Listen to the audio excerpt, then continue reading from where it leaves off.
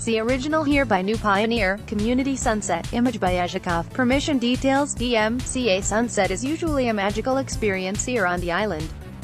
The awe-inspiring painted skies make you really believe there is a power beyond our imagination. Now, for so many thousands of families, a once revered time has become the dreaded hour that light fades, leaving them shrouded in a darkness they've suffered for 228 days. No American should still be living this nightmare, but here we are, only 3 weeks from the start of our next hurricane season. For those fortunate enough to have a generator and even more fortunate to afford the crippling daily fuel costs, there is temporary power for the fridge, a light or two, the fan, maybe the TV, or microwave if their generator is strong enough, for a few hours. Those few precious hours have another unavoidable price: the incessant noise pollution and fumes that are very real dangers to our physical and mental health.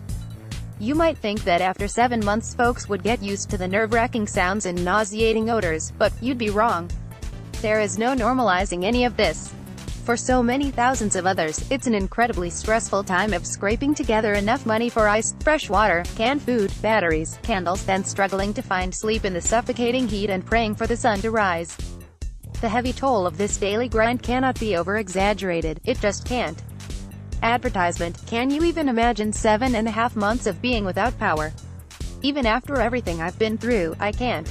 I'd only had to survive 2.5 months without power or water before finding this apartment in the city with functioning utilities. Since the move, I've had my share of blackouts, but it's nothing compared to the horrible conditions too many of my fellow islanders are still experiencing. I know better than to complain when struck with temporary darkness, no matter whether it's for 12, 24 or 48 hours at a time. The only displays of emotion we allow ourselves are the cheers that swell like a wave and then recede as block after block has power restored. It's impossible to describe my appreciation for being able to turn on a light, or take a hot shower, or wash my clothes, or charge the phone, or reheat food in the microwave, or flush the toilet, or sleep through the night with a fan and without the grinding, maddening sound of a generator.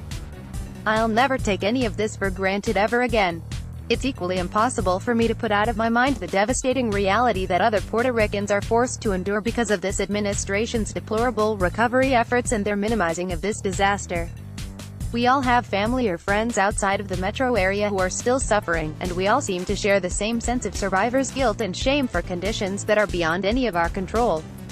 Next, page 1, 2 OpEdNews.com articles reprinted from dailycoast.com. Share author on social media. The views expressed herein are the sole responsibility of the author and do not necessarily reflect those of this website or its editors.